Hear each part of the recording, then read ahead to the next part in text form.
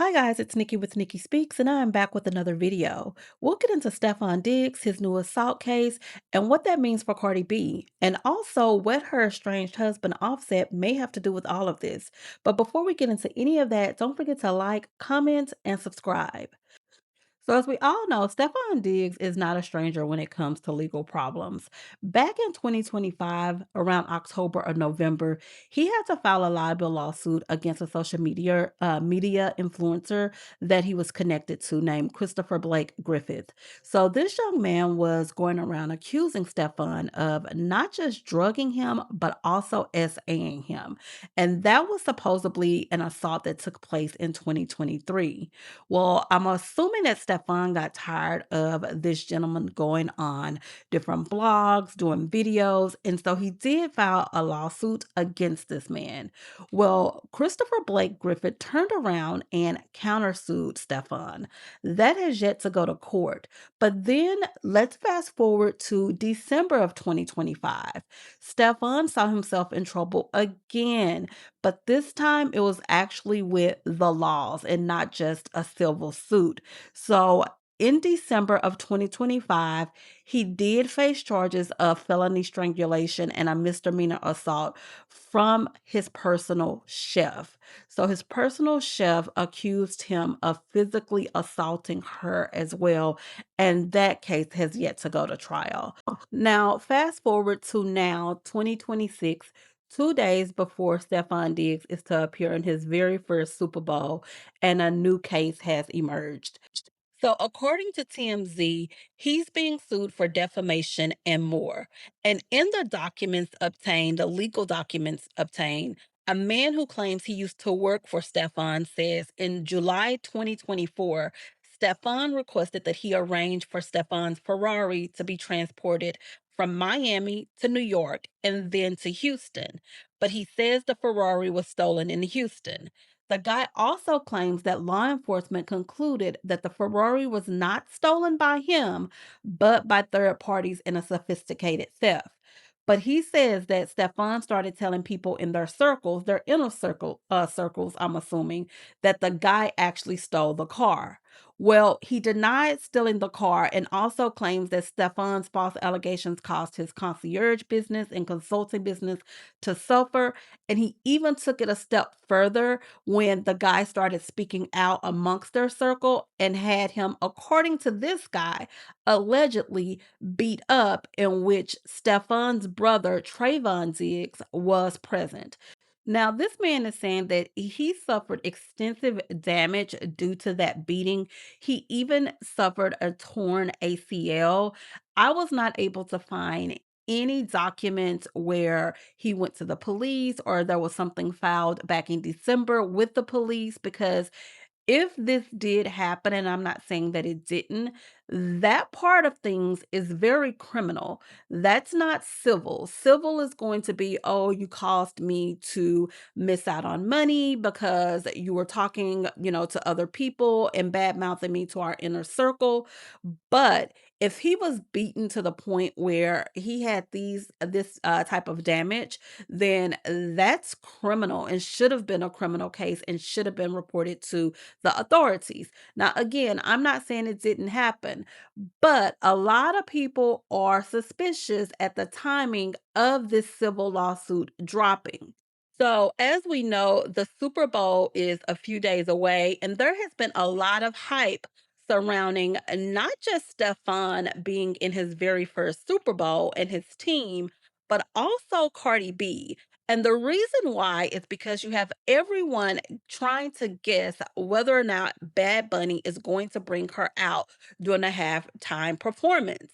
You have NBC news anchors talking about it. You have the Patriots doing videos where they're talking about it. You have bets in upwards of $200,000 on these betting sites, betting whether or not Cardi B will come out for the halftime performance with Bad Bunny.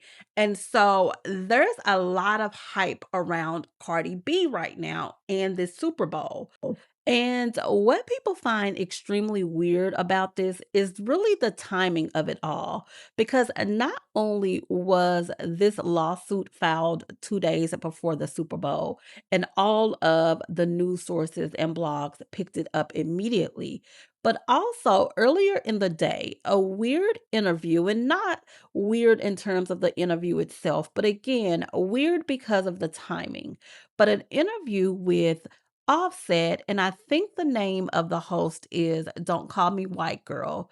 Her podcast, she did an interview with Offset about 3 years ago, and she re uploaded that interview on yesterday, the same day that the news about Stefan dropped.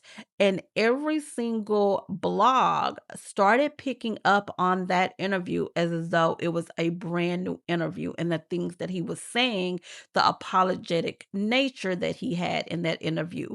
It was as though all of this was new and it was something that had just dropped, when in reality, that was an old interview from about 3 years ago. So I think the timing of it all is just, it's really suspect. You had someone on the internet that said, you genuinely have to wonder how Offset has money to pay all these bots and blogs to run old stories. It's so strange. And yeah, I agree. It's really, really strange. I do believe that he's paying blogs to either ride Cardi's wave when she's in the media for really great publicity, or he's paying them, to just kind of run her down and run these negative stories. So I think that he's using the media in both ways to just really terrorize her. But you guys let me know what you think down in the comment section. I'm going to add a part of that old interview at the end so you guys can kind of get a sense of exactly what was re-uploaded and what was going viral yesterday, as though it was new information or a new topic for that matter. Drop your comments down in the comment section. Do you think that Stefan is, where there's smoke, there's fire, and this is just too many cases to ignore that there may be a pattern here? Or do you think that, once one person accuses you of something, it's really easy for someone else to come in and accuse you of the same thing, even though that may not be the case? And then what do you guys think about Offset in this old interview dropping? Do you think it's weird, or do you think that, hey, it's just engagement farming from the podcaster? Let me know what you guys think, and I'll talk to you guys on the next video. Went through things in your marriage, and I feel like people online, as we know, are they love to stick to a narrative.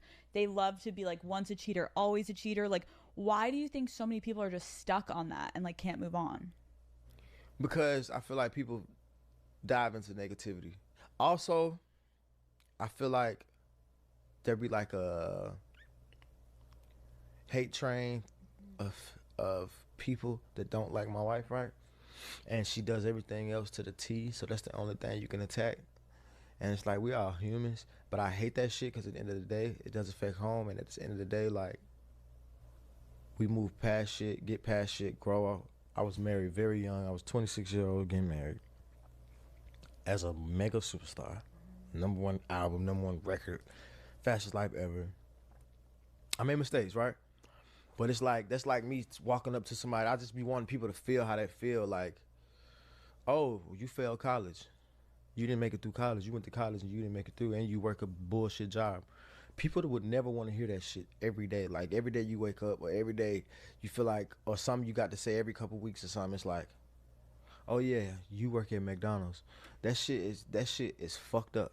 What I'm trying to say is, I would never say that to anybody or do nobody like that. But that's how that shit feels. Like punching somebody consistently, punching them, punching them, punching them, punching them, and like trying to bring a family down. I don't think people value or understand the value of family in this day and age, because a lot of people don't.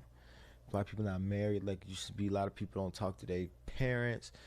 I talk to my mama, and like, so it's like it's a family thing, and it affects not just one person. It affects the family. So that shit be lame as hell. But we've gotten to a point where we were like, okay, bro, fuck y'all. I appreciate you saying that too, because I feel like it's like so many people think they know the ins and out of people's relationship. We don't know fucking shit. Like, we don't know anything about your guys' relationship. And so when things like that happen, it's like, how many fucking people have been cheated on? I have. Everyone probably watching this has. Like, that's just like, that is something that couples go through. And I feel like it just sucks that obviously that's one thing in the public eye where it's like now everyone's going to have an opinion of like, oh, Cardi, leave him, or oh, you leave her. Like, it's like, shut the fuck